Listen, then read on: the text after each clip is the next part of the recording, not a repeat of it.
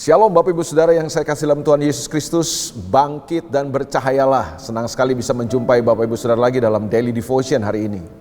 Hari ini kita akan membahas bersama-sama dari surat Efesus pasal yang kelima ayat yang pertama sampai ayat yang kelima. Saya ulang sekali lagi, Efesus pasal yang kelima ayat yang pertama sampai ayat yang kelima. Dalam bagian firman Tuhan ini Rasul Paulus sedang berbicara tentang cara hidup sebagai anak-anak terang. Ayat yang pertama, Efesus pasal 5. Sebab itu jadilah penurut-penurut Allah seperti anak-anak yang kekasih dan hiduplah di dalam kasih sebagaimana Kristus Yesus juga telah mengasihi kamu dan telah menyerahkan dirinya untuk kita sebagai persembahan dan korban yang harum bagi Allah. Tetapi percabulan dan rupa-rupa kecemaran atau keserakahan disebut saja pun jangan di antara kamu, sebagaimana sepatutnya bagi orang-orang kudus. Demikian juga perkataan yang kotor, yang kosong, atau yang sembrono, karena hal-hal ini tidak pantas. Tetapi sebaliknya ucapkanlah syukur. Karena ingatlah ini baik-baik, tidak ada orang sundal, orang cemar, atau orang serakah, artinya penyembah berhala, yang mendapat bagian di dalam kerajaan Kristus dan Allah. Nah, Bapak Ibu Saudara yang saya kasih dalam Tuhan Yesus, diselamatkan itu artinya bukan sekedar kita berpindah dari bumi ini ke sorga, atau ini bukan sekedar isunya adalah masuk sorga atau tidak masuk sorga.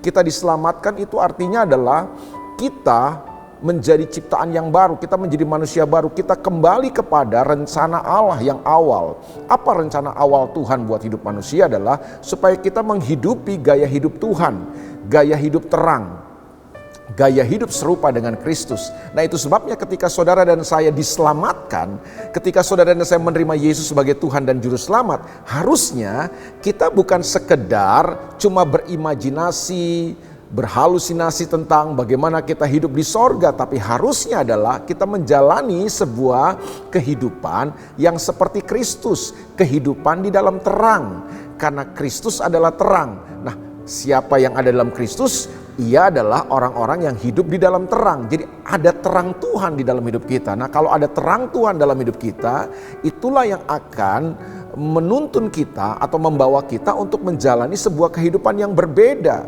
dari kehidupan kita yang lama. Itu sebabnya sebagai orang-orang yang sudah diselamatkan, kita adalah anak-anak terang. Dan anak-anak terang itu berbicara tentang cara hidup kita, supaya kemudian dunia dapat melihat bahwa Kristus ada dalam hidup kita, terang Kristus ada dalam hidup kita. Dan salah satu, saudaraku, tanda daripada kita adalah anak-anak terang, kita adalah orang-orang yang telah diselamatkan, adalah kita hidup dalam ketaatan sebagai penurut-penurut Allah. Itu sebabnya saya meyakini bahwa ketaatan merupakan tanda daripada seorang telah menerima Yesus Kristus sebagai Tuhan dan Juru Selamat. Ketaatan atau menuruti kehendak Tuhan, melakukan kehendak Tuhan merupakan tanda yang paling dapat terlihat bagi setiap orang yang menyatakan atau mengatakan dirinya bahwa dia telah diselamatkan. Itu sebabnya hari ini sebagai orang-orang yang sudah diselamatkan oleh Tuhan, mari sama-sama kita hidup dalam ketaatan. Kita hidup sebagai orang-orang yang menuruti kehendak Allah. Karena waktu kita menuruti kehendak Allah, kita sedang menghidupi Tuhan dalam hidup kita. Kita sedang menghidupi terang yang ada dalam kita, yaitu Kristus. Sebabnya hari ini saudaraku, apapun situasi saudara, apapun keadaan di sekitar saudara, hari ini mari hiduplah dengan ketaatan kepada kehendak Tuhan. Ketaatan kepada kehendak Tuhan ini penting, dan inilah yang membuat hidup kita dapat bercahaya. Bagaimana supaya cahaya hidup kita dapat dilihat orang?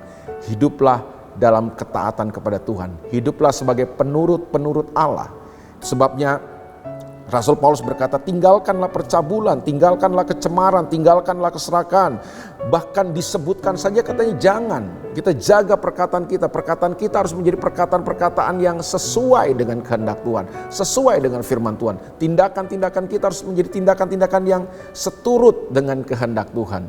Itulah yang dimaksudkan Paulus sebagai penurut-penurut Allah, sebagai orang-orang yang hidup dan berjalan dalam ketaatan kepada Tuhan, sehingga keselamatan yang Tuhan berikan kepada kita lewat karya Tuhan Yesus di kayu salib, menurut ayat yang kedua, dia sudah mengorbankan dirinya menyelamatkan kita, tidak menjadi sia-sia.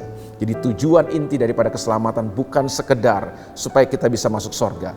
Tujuan inti keselamatan adalah supaya saudara dan saya bisa kembali menghidupi ketaatan kepada kehendak Tuhan, hidup sebagai penurut-penurut Allah, hidup seperti serupa dan segambar dengan Kristus Yesus. Hari ini, selamat berjalan dalam ketaatan, jadilah penurut-penurut Allah, karena itulah yang dimaksud dengan kehidupan yang bercahaya bagi Kristus. Tuhan memberkati Bapak Ibu Saudara. God bless you. Mari kita berdoa bersama-sama. Bapa, dalam nama Yesus, hari ini kami datang kepadamu. Kami percaya Tuhan, korban-Mu di kayu salib telah memberikan dan mengerjakan keselamatan buat hidup kami.